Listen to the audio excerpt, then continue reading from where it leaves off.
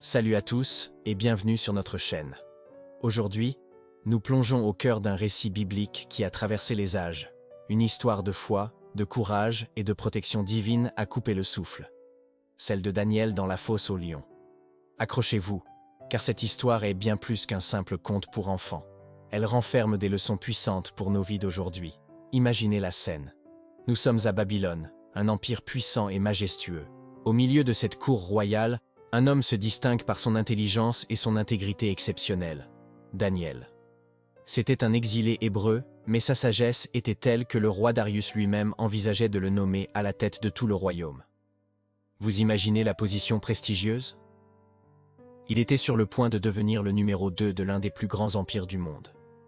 Mais comme souvent, le succès attire la jalousie. Les autres hauts fonctionnaires et administrateurs, rongés par l'envie, ne supportaient pas l'idée de voir cet étranger s'élever au-dessus d'eux. Ils cherchaient désespérément une faille, un prétexte pour le faire tomber. Ils ont scruté sa gestion des affaires du royaume, mais ils n'ont rien trouvé. Daniel était irréprochable, méticuleux et parfaitement honnête.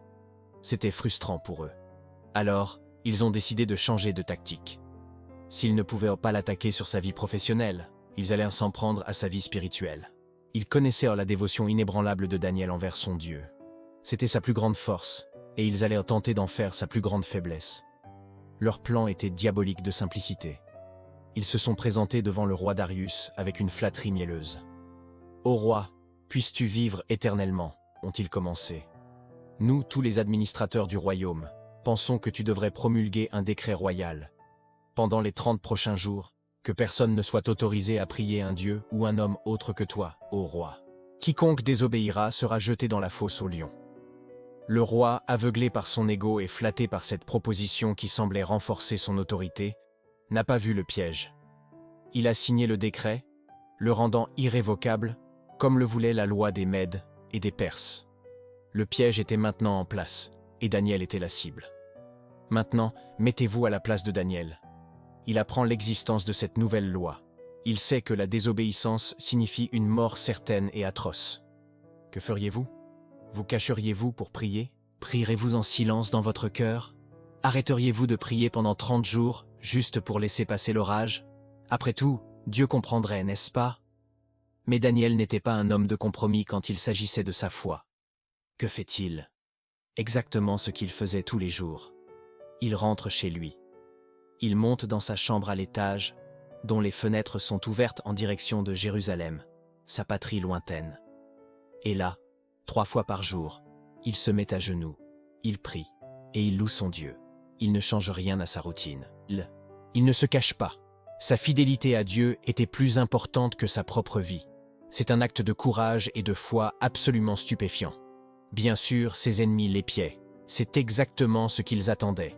Ils l'ont surpris en flagrant délit de prière et se sont précipités chez le roi. « N'as-tu pas signé un décret ?»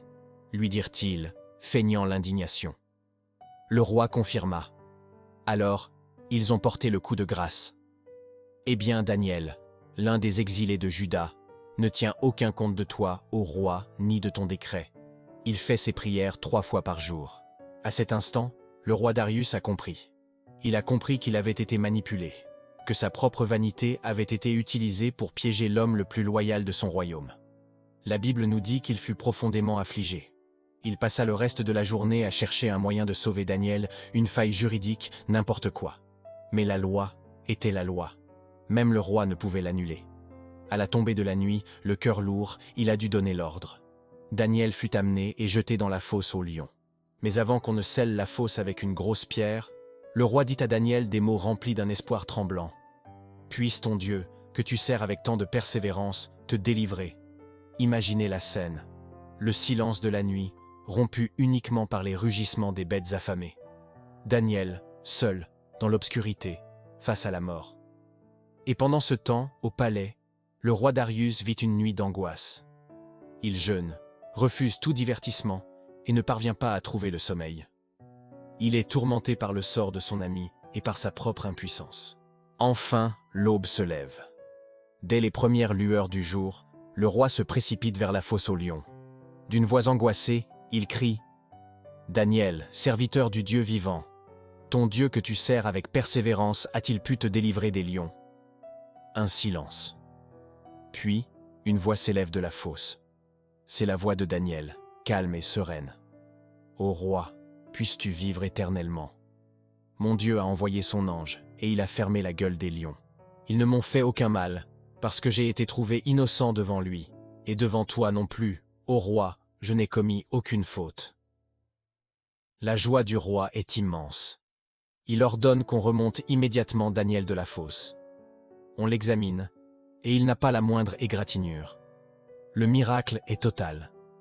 La foi de Daniel a été mise à l'épreuve de la manière la plus extrême qui soit, et Dieu l'a honoré par une protection spectaculaire. Mais l'histoire ne s'arrête pas là. La justice devait être rendue. Le roi Darius, furieux de la conspiration, ordonna que les hommes qui avaient accusé Daniel soient arrêtés. Eux, ainsi que leurs familles, furent jetés dans la fosse aux lions. Et la Bible nous dit que les lions les ont maîtrisés avant même qu'ils n'atteignent le fond. C'est un rappel terrible que les pièges que l'on tend aux autres peuvent se refermer sur nous-mêmes. Après cet événement miraculeux, le roi Darius a fait une proclamation dans tout son royaume. Il a écrit à tous les peuples, nations et langues. Je décrète que, dans toute l'étendue de mon royaume, on ait de la crainte et du respect pour le Dieu de Daniel. Car il est le Dieu vivant, et il subsiste éternellement. Son royaume ne sera jamais détruit, et sa domination n'aura pas de fin. C'est lui qui délivre et qui sauve, qui opère des signes et des prodiges dans les cieux et sur la terre. C'est lui qui a délivré Daniel de la puissance des lions. D'un complot pour éliminer un homme de foi est née une déclaration royale qui a proclamé la grandeur de Dieu à un empire entier. C'est incroyable. Alors, quelle est la leçon pour nous aujourd'hui? Cette histoire nous montre que Dieu honore ceux qui lui restent fidèles, même quand le prix à payer semble insurmontable. Daniel aurait pu trouver 1000 excuses pour faire des compromis, mais sa loyauté envers Dieu était non négociable. Face à la pression sociale, face à la peur, face à la menace de mort, il a choisi Dieu. Cela nous interroge sur nos propres vies. Dans nos épreuves, petites ou grandes, avons-nous le courage de Daniel? Sommes-nous prêts à défendre nos convictions, même si cela nous coûte quelque chose? Dieu ne nous promet pas une vie sans fosse aux lions. Il ne nous promet pas que nous n'aurons jamais peur ou que nous ne serons jamais menacés. Mais il nous promet sa présence. Parfois, il calme la tempête. Et parfois, comme pour Daniel, il nous calme au milieu de la tempête.